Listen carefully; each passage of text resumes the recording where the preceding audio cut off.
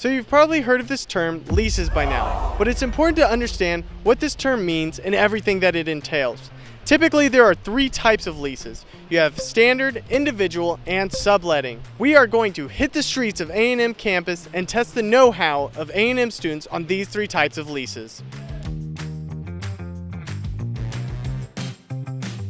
All right, we're rolling. What is an individual lease? An individual lease is like when you sign a paper, and it's kind of like the thing from Ursula, like where Ariel's like signing away her life. I think it's a lease wherever you're not signed for a unit with other people, you're signed to a bedroom rather than a full unit.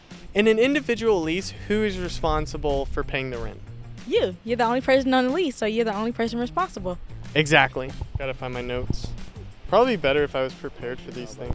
What about a standard lease? What do y'all think a standard lease is? I think it would cover everyone in that apartment or place.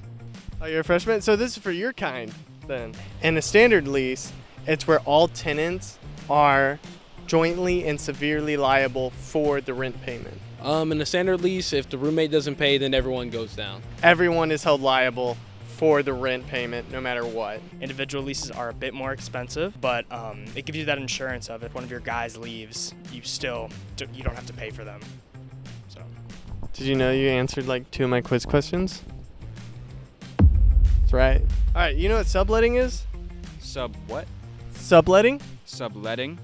Like if they're moving away for the summer or something. And your lease isn't up, but you allow someone to move in. So it's like you subleasing it to someone, but you're technically still on the lease. Why would someone sublet their room? If you got internship like for summer, so you can sublease it to someone. And if you are moving out like for the holidays, like 1 or 2 months, you can sublease it. If you're going to leave early, you don't have to pay whatever finance and expenses that might come within the lease. If you're subletting, they'll take care of whatever month transpires for the remaining lease, and it might come at a better price. Who is responsible for finding the subletter? If I had to guess, I would assume the person that like is subleasing it to other people. Whoever's currently on the lease would be responsible for finding someone new. Do you think you can break a standard lease without consequences? Oh, definitely not. There's always consequences for everything. Most definitely. If you break your individual lease, I mean, people are probably going to be chasing you like some headhunters trying to get that money that you owe them. Extra fees that you have to pay? Absolutely. You can be held financially responsible for breaking a lease, and you might have to pay double for a month to get out of it, and it could follow you. It could be on your permanent record. Pay your rent, y'all. Pay your rent. Well, thank you guys so much. I really appreciate you taking the time to talk with me. Thank you for having me. Awesome. That was tremendous. Here, I'll do it for real.